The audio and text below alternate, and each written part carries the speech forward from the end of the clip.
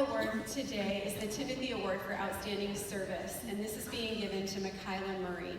This one can be tricky to find out because the definition of the award is somebody who's doing humble service quietly, and so we don't often hear these stories. Michaela graduated in 2012 and moved back to Georgia to become a teacher, and within her first year of teaching, a letter to the editor was submitted to the local paper. Somehow, I don't even know how, that letter ended up back at Bethel and ended up on my desk. And 5 years later, I pulled it out and I read this letter again, and I thought, this is the kind of person that we produce at Bethel, and we need to honor people like this. And I had a feeling that beyond this situation in 2013 that I'll read to you, that Michaela's life is marked by service. And in fact, it is. I was talking to her yesterday when she got in town, and she was just mentioning all the things that she had going on this week, and one of those was a student in her classroom had bed bugs.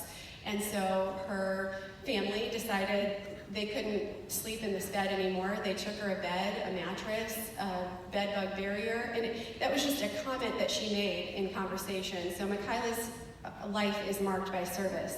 But I want to read to you today the letter that landed on my desk and the letter that inspired this award. Dear editor, I'm writing this letter not because of any negativity, hatred, ill feelings, or being upset about anything. Rather, I would like to tell everyone that we truly are blessed to have a dedicated teacher and staff personnel at Waynesboro Primary School.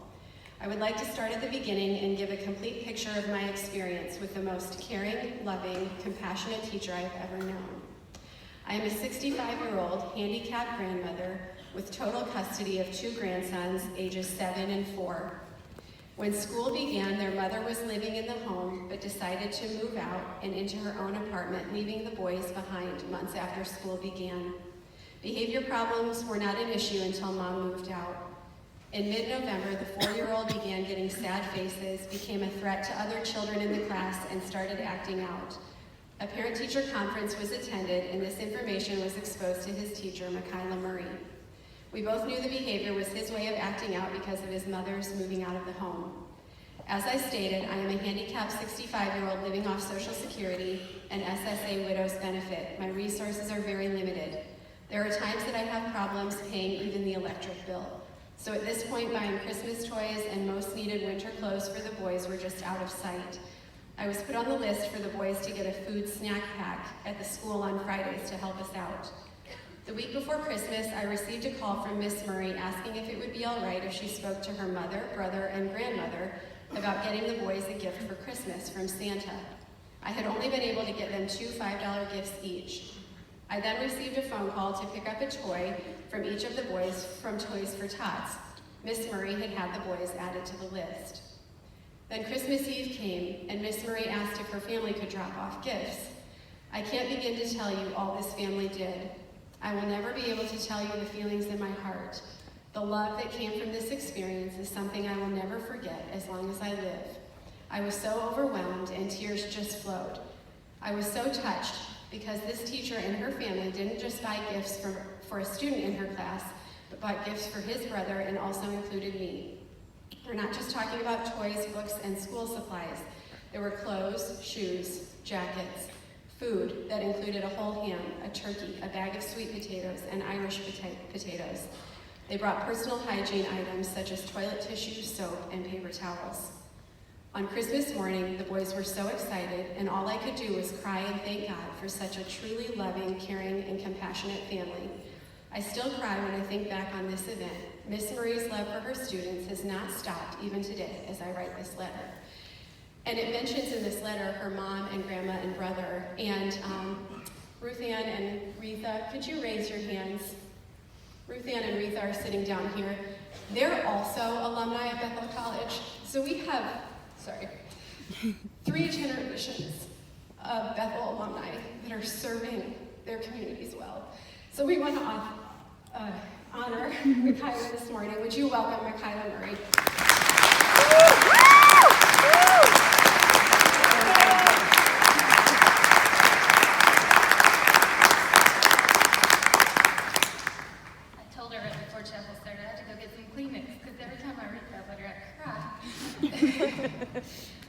This feeling is just overwhelming. I never thought in my 4.5 years at Bethel that I would be standing here in front of you receiving an alumni award. And I'm not used to talking to grown-ups, so if you were 4 and 5, this would be a whole lot easier. I'd like to take this opportunity to thank President Chenoweth, the alumni board, the faculty and staff, and the students here at Bethel College for the honor of standing in front of you today, and the opportunity to represent such a great school and community. My prayer is that someone in this auditorium needs to hear what God has said on my heart today. As I was preparing to join you, the question was asked of me, what do you know now that you wish you would have known as a college student? As I mulled over that question, wondering what a country girl from a small town possibly could share with you that would impact your life, I came up short. I felt like anything I would have to say wasn't good enough, and I didn't have peace about what God wanted me to share with you. Eventually, he kept bringing one word back to my heart, and that word is bravery. When I was in college, I was anything but brave. I was an awkward girl from the middle of nowhere, Michigan, who was perfectly comfortable with being invisible to the majority of the people on this campus. I was not good at making new friends, and definitely didn't want to do anything that would let the cooler kids judge me. I spent much of my 4 years on this campus, buried in my studies, trying to be what the world deemed normal. And I'm ashamed to say that even though I was a Christian, I did not live boldly or bravely for the Christ I claimed as my Savior. I'd like to share this verse with you. 1 Peter 5:8. Be alert and of sober mind. Your enemy, the devil, crawls around like a roaring lion looking for someone to devour. If that is not the truth. In college, I bought into the lies. Lies that were straight from the devil. That I wasn't good enough. That I was too busy. Or that if I lived boldly for Christ, that people would judge me and deem me a strange or weird. Those lies I let instill fear into my life. And it crippled my testimony for God. This fear was in fact devouring my life, and I didn't even realize it.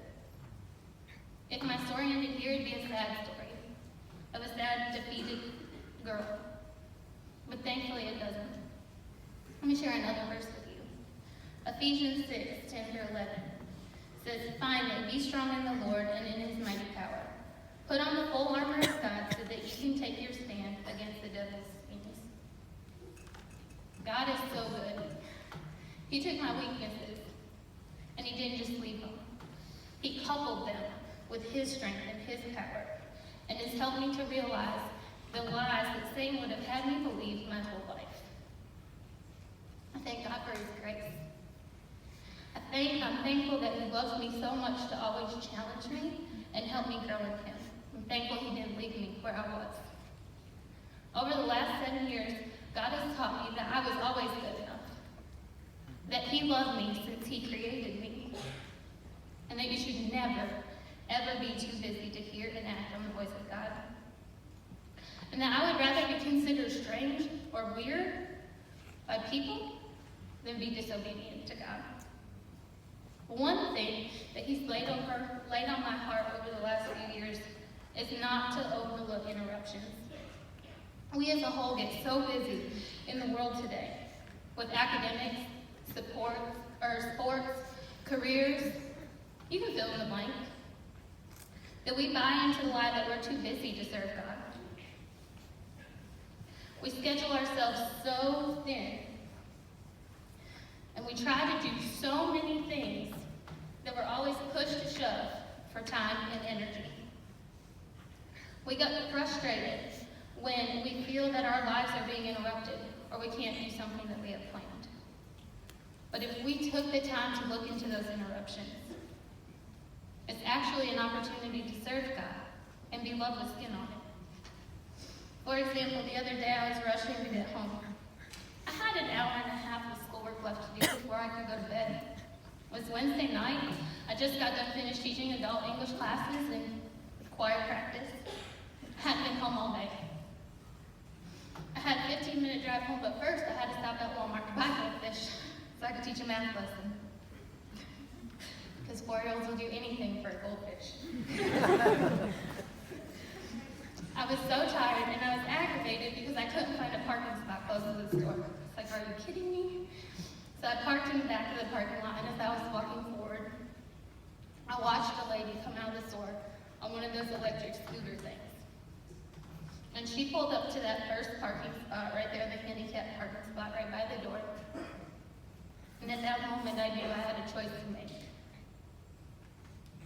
I could buy into the lie that I was too busy, too tired, and just keep walking. Or I could listen to the prompting in my heart and stop and see if she needed help.